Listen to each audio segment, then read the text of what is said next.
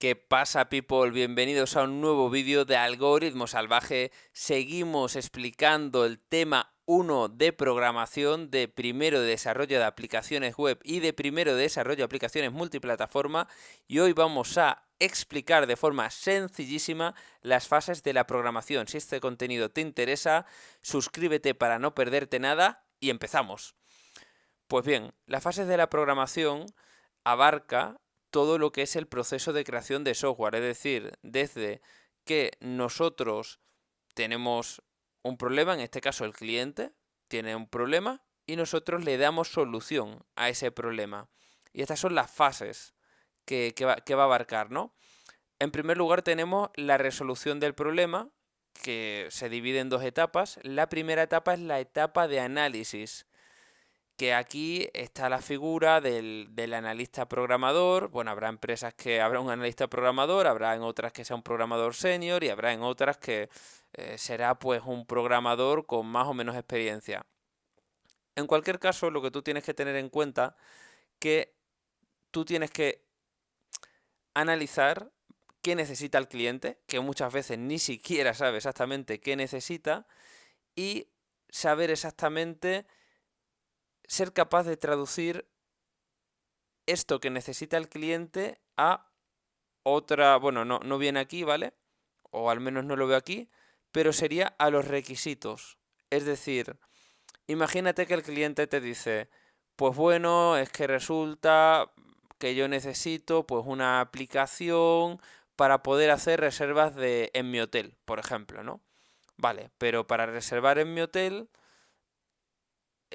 hay que dividir el problema, como ya hemos visto en anteriores clases, hay que dividir el problema en distintos, en los problemas más pequeños, ¿no? En la unidad de análisis más pequeña que yo pueda resolver. Por ejemplo, hacer una reserva en el hotel. Eso sería una funcionalidad. Que el usuario pueda reservar una habitación de hotel durante X noches. Eso sería una funcionalidad. Y el análisis, precisamente, en lo que consiste es en llevar esas necesidades que tiene el cliente a funcionalidades que luego podremos implementar como programadores. Pero en esta fase, ¿qué es lo que queremos?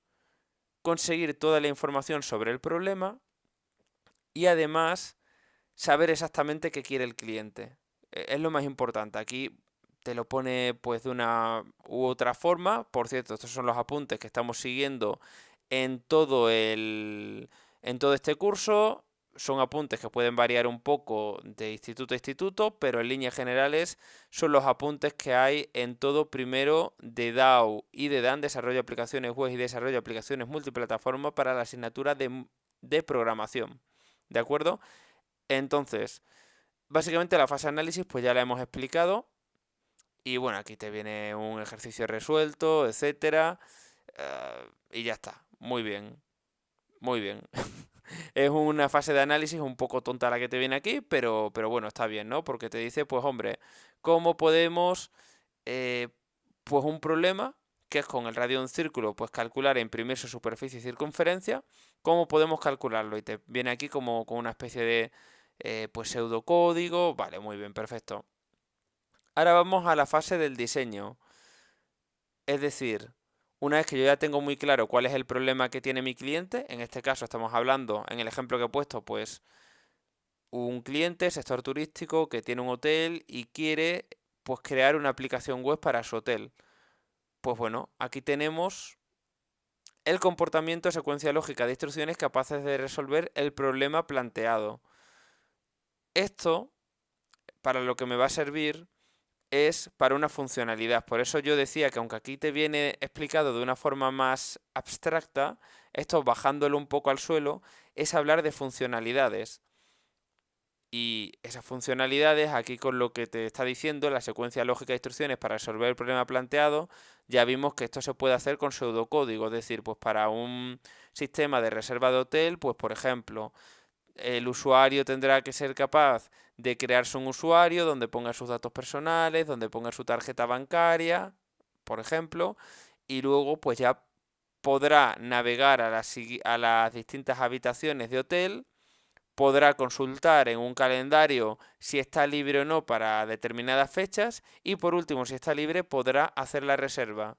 Aquí estoy dividiendo una funcionalidad en distintos pasos que a su vez, por ejemplo, el primero, el usuario podrá crearse como usuario. Pues eso, ahí dentro hay unos pasos más pequeñitos que en su unidad más pequeña sería un algoritmo, ¿vale?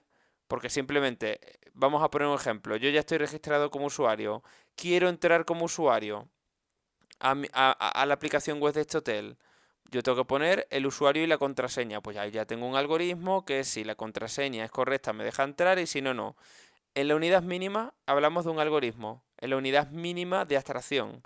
Pero la informática, la programación en este sentido es como un puzzle. Es decir, vemos un castillo completo, luego vemos una torre y luego vemos el ladrillito. Y el ladrillito es el algoritmo. Pero tenemos que ir desgranando funcionalidades. Y por supuesto, ¿qué es lo que te dice aquí? Fíjate, plantea la aplicación como una única operación global, pero luego la vas descomponiendo en operaciones más sencillas. Pues lo que he dicho, un castillo de Lego, la torre y los ladrillitos, ¿vale? Y poquito a poco vamos haciendo una aplicación, como aquí te dice, modular. Porque tenemos el sistema de gestión de reservas, pero para tener sistema de gestión de reservas yo tengo que tener distintos módulos, ¿no? Por ejemplo, tengo que tener el módulo de las habitaciones en mi programa, es decir, un ficherito con toda la información de las habitaciones, bueno, un ficherito, una carpeta sería más bien, una carpeta con toda la información de los usuarios y una carpeta con toda la información de, pues por ejemplo, he dicho habitaciones, he dicho usuarios y, y me queda algo, pero bueno, creo que lo pilláis, ¿no? Es decir, que todo lo que yo necesite, como ya hemos visto en anteriores clases, tiene que estar bien ordenado en carpetas. Ahí estamos entrando en temas de arquitectura de software, que eso ya lo explicaremos más adelante. De hecho, no sé si se ve en la FP, pero yo os estoy dando aquí unos pequeños trazos ampliando el contenido de lo que veis en la FP, que me parece también bastante importante, ¿no? Y aquí te dice que todo diseño requiere de la realización de la prueba o traza del programa, que consiste en seguir paso a paso las instrucciones del algoritmo utilizando datos concretos. Bueno, esto realmente es algo lo que aquí te dice lo traduciríamos a lo que hemos implementado funciona o no. Es decir, el yo poder reservar habitación en el hotel como usuario me funciona o no me funciona. Si no me funciona, mal. Si me funciona, perfecto.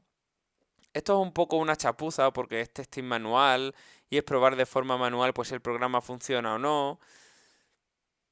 Ya veremos más adelante yo os meteré alguna buena práctica y os hablaré pues de otras formas de desarrollar software, ¿no? Pero como aquí estamos empezando y lo que quiero es que os vayáis familiarizando, pues no vamos a complicarlo más. Entonces simplemente, primera fase, ¿vale? Primera fase, resolución del problema, análisis, consigo toda la información de qué necesita el cliente, lo voy desgranando en funcionalidades y diseño en última instancia los algoritmos que me van a permitir completar estas funcionalidades que al final acaban siendo requisitos del cliente, es decir, el cliente al final, pues tú, ¿qué vas a acordar con él? Pues mira, yo te voy a entregar una aplicación donde tus usuarios puedan registrarse y hacerte reservas en tu hotel y por supuesto pagarte con una pasarela de pagos.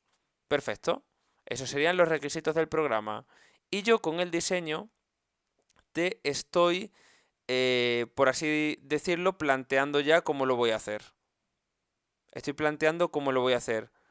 Aquí me he adelantado con una cosa, porque aquí te dice que en el diseño simplemente sigo, que esto me parece un poco tonto, pero vale, aquí si en los apuntes viene, vale. Te dice básicamente que en el pseudocódigo tú hagas como un experimento metiéndolo con datos y veas pues si esos datos te dan la solución que tú quieres o no. Es decir, si yo en el pseudocódigo veo que llego al punto que quiero, es decir, a reservar la habitación, pues digamos que esta prueba o traza del programa sería correcta o no. Si no, no. Yo esto la verdad es que no lo he visto hacer en la vida, entiendo que es obsoleto, así que pues ya está, ahí lo tenéis, pero yo no me rayaría con eso. Una vez que tenemos ya los requisitos claros y bueno, y tenemos los algoritmos machacadísimos, que esto tampoco se hace así en la vida real, tú tienes una funcionalidad y tú ya empiezas a desgranarla por tu cuenta, es decir, tú tienes pues eso, quiero la funcionalidad de poder crear usuario, por ejemplo. Entonces ya tú te planteas qué algoritmos son los más eficaces para crear usuario y qué código tienes que implementar.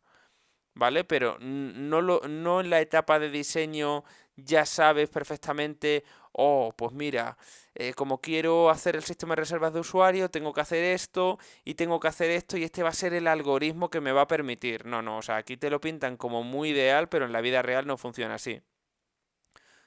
Entonces, una vez que yo tengo claro qué quiere el cliente y lo he desgranado en funcionalidades, ahora llega el momento de picar el código.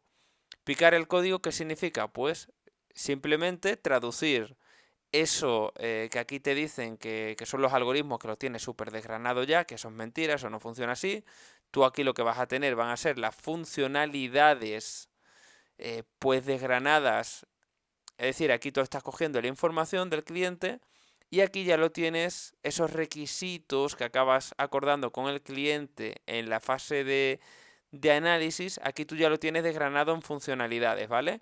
Y esas funcionalidades, que repito, una funcionalidad es que el usuario pueda hacer algo, por ejemplo, loguearse en la aplicación, perfecto.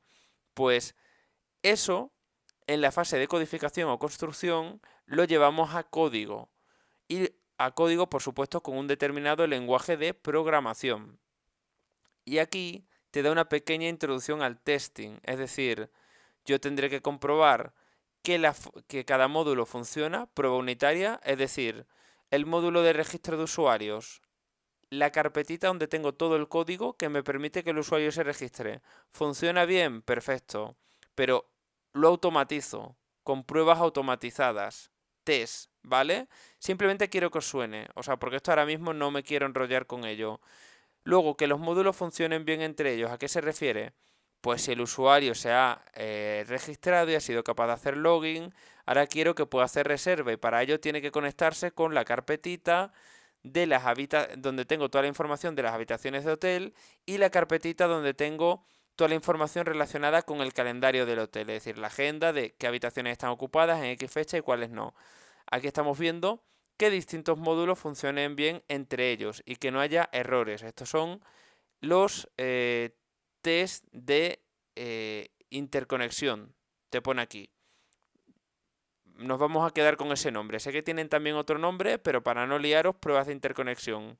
Y luego tendríamos las clásicas pruebas de integración o pruebas end-to-end. Es decir, toda mi aplicación funciona perfectamente. Es decir, yo puedo comprobar que todo lo que yo he desarrollado, que todas las funcionalidades de mi aplicación funcionan correctamente de forma automatizada. Esas son las pruebas de integración. Así que nada, por supuesto, evidentemente, si vas a traducir de un algoritmo en lenguaje de programación, pues tienes que saber cómo es la sintaxis de ese lenguaje. Eso no hay ninguna duda. Y ahora vamos a hacer aquí una pequeña introducción. Estos son conceptos muy importantes en ingeniería de software y quiero que lo comprendáis, porque esto es básico para lo que vamos a ver más adelante, cuando veamos y vayamos entrando un poco ya en barrena con Java. Tenemos la compilación. El ordenador, yo siempre lo digo, es una máquina tonta y solo va a entender el código que yo le diga, pero no va a entender el código que tú quieras decirle. Es decir, yo puedo decirle que quiero que haga X, pero como esté expresado esté codificado mal, no va a hacer X, va a hacer Y, que probablemente ese Y va a ser un error, porque el ordenador va a decir, no sé qué me está diciendo, te lanzo un error. Entonces, ese es un concepto básico. Y ahora, la compilación, ¿qué significa? Tenemos lenguajes de alto nivel y tenemos lenguajes de bajo nivel, que esto es algo que quizás lo explican un poquito más adelante aquí, pero ya yo os voy dando el avance. Un lenguaje de alto nivel es un lenguaje parecido al lenguaje humano. Por ejemplo, JavaScript o Java. Pues para poner un condicional tú pones una estructura que se llama if, por ejemplo, ¿no? Y eso es muy similar al lenguaje humano. Si eres mayor de 18 años, puedes hacer una reserva en la habitación del hotel. Si no, no. Ahora bien, el ordenador a bajo nivel, es decir, a nivel de hardware, porque al final todo esto que yo programo lo ejecuta un hardware, ¿no? Entonces, ¿cuál es el tema?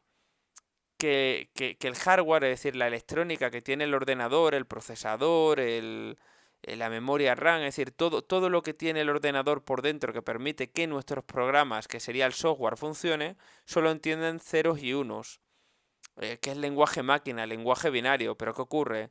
Que tú imagínate si yo tuviera que programar con ceros y uno, te vuelves loco, o sea, porque no te acuerdas. Como seres humanos es muy complicado para nosotros. Por eso tenemos lenguajes de alto nivel que se asemejan más a un lenguaje humano y lenguajes de bajo nivel, que es el lenguaje que entiende la máquina, que entiende el ordenador. Por tanto, dicho esto, ¿qué es la compilación? El proceso por el cual se traducen las instrucciones que yo tengo en un lenguaje de alto nivel, en un lenguaje de programación, a un lenguaje máquina. Ya está. ¿Y cuál es el lenguaje máquina que la máquina, que el ordenador puede interpretar? El código binario. Así de simple. ¿Qué es un compilador? Pues un compilador básicamente es el programa informático que se encarga de realizar esa traducción. Es un programa que, como aquí te dice, pues te analiza el código fuente que tú lo has escrito en un lenguaje de alto nivel, como puede ser Java, como puede ser JavaScript, etcétera. Te realiza un análisis lexicográfico, semántico, en fin, básicamente te ve que esté todo correctamente, te genera un código intermedio no optimizado, te lo optimiza y luego te genera el código para una plataforma específica. Esto ahora mismo así contado es complicado de entender, ¿vale? Y realmente lo vamos a entender mejor cuando empecemos a ver Java, porque no os quiero empezar a explicar. Es decir, aquí quiero que cojáis los conceptos básicos, pero aquí hay cosas que hasta que no vayamos avanzando un poquito no lo vais a comprender. Entonces yo os lo estoy explicando de la forma más sencilla posible, pero con el conocimiento que tenéis ahora. Porque no os quiero hacer tampoco clases de mucho tiempo, clases que os abrumen. Aquí masticadito y sencillo, que lo comprendáis. Entonces ya hemos visto lo que es un lenguaje de alto nivel, un lenguaje de bajo nivel, una compilación y un compilador, que de momento nos vamos a quedar con que es un programa informático que me traduce el lenguaje de alto nivel, que comprende un humano, lenguaje de programación, no hablamos de inglés, francés, no, lenguaje de programación, a un código máquina que la máquina es capaz de entender, en este caso lenguaje binario o código binario, mejor dicho. ¿Y qué es un intérprete? Pues un intérprete es un programa informático que analiza y ejecuta programas escritos en lenguaje de alto nivel, porque ya veremos que hay lenguajes compilados e interpretados. De hecho, aquí te viene la diferencia. Te dice un intérprete se diferencia a un compilador en que mientras que el compilador traduce el programa, a ver, pues lo estoy leyendo a la vez que os lo estoy intentando explicar y quiero explicaroslo de forma muy sencilla. Efectivamente, vale, ya está. Simplemente nada, que un intérprete, la diferencia que tiene con un compilador es que el compilador lo traduce, digamos, a un programa intermedio que luego se traduce a código fuente. Sin embargo, un lenguaje interpretado va realizando la traducción a medida que va siendo necesaria. Un lenguaje interpretado, por ejemplo, sería JavaScript, que corre en el navegador. Esto yo sé que así en abstracto es un poco complicado de entender, ¿vale? Pero básicamente lo que quiero que entendáis es que hay que traducir el lenguaje a un lenguaje que se pueda entender por la máquina. Entonces tenemos dos formas, dos aproximaciones para hacer eso. Una es la compilación con un compilador y otra es la interpretación del código con un intérprete. De momento que os quedéis con eso. En uno se hace un código intermedio y en otro vamos traduciendo a la misma vez que vamos ejecutando el código, que eso sería con el intérprete. Esto lo vamos a comprender mucho mejor cuando veamos Java y pues la gente que pase a segundo de desarrollo de aplicaciones web vea JavaScript. Pero bueno, de momento que tengáis estos conceptos claros, un poquito yo os lo he bajado a tierra y ya lo iremos bajando más a tierra a medida que vayamos avanzando en las clases, ¿no? Y luego las pruebas de ejecución y validación, que básicamente es probar, probar, probar y probar, pues si el programa funciona bien. ¿Cómo sabemos si el programa funciona bien? Pues aquí lo adecuado sería hacer los tests. Y vosotros me diréis, pero oye Sergio, entonces si lo adecuado es hacer los tests, ¿por qué me lo metes aquí en prueba de ejecución y validación? Porque lo ideal, y que no se suele hacer, es hacer los tests a medida que vamos realizando e implementando las funcionalidades de nuestro código. Pero esto es algo que lamentablemente muchas veces no se suele hacer. Pero sería lo ideal. Entonces, si no hemos hecho los test antes, pues mejor hacerlos en esta fase que no hacerlos. Y una vez que tenemos nuestros tests para chequear que nuestras funcionalidades funcionan correctamente de forma automática y no tener que ir probando uno a uno, pues si funciona la gestión de la creación de usuarios, si funciona el login, si puedo reservar habitación en el hotel o no. Nada, si yo eso lo tengo automatizado, simplemente lanzo un comando en mi editor de código, que ya veremos eso que es, y ya está. Y automáticamente veo si funciona o no funciona. Y luego, evidentemente, el tema de la documentación, que hay dos tipos de documentación. Hay documentación interna en el código, que es algo que yo recomiendo mucho hacer, al menos cuando, sobre todo cuando estáis empezando, ¿no? Luego realmente no va a ser tan necesario, pero cuando estáis empezando, el poner un comentario, oye, esta función sirve para esto. Aquí podría mejorar esto con comentarios dentro del código, eso ya lo veremos, es algo muy útil. Y luego la documentación externa, por supuesto. Un programa es adecuado que tenga una documentación.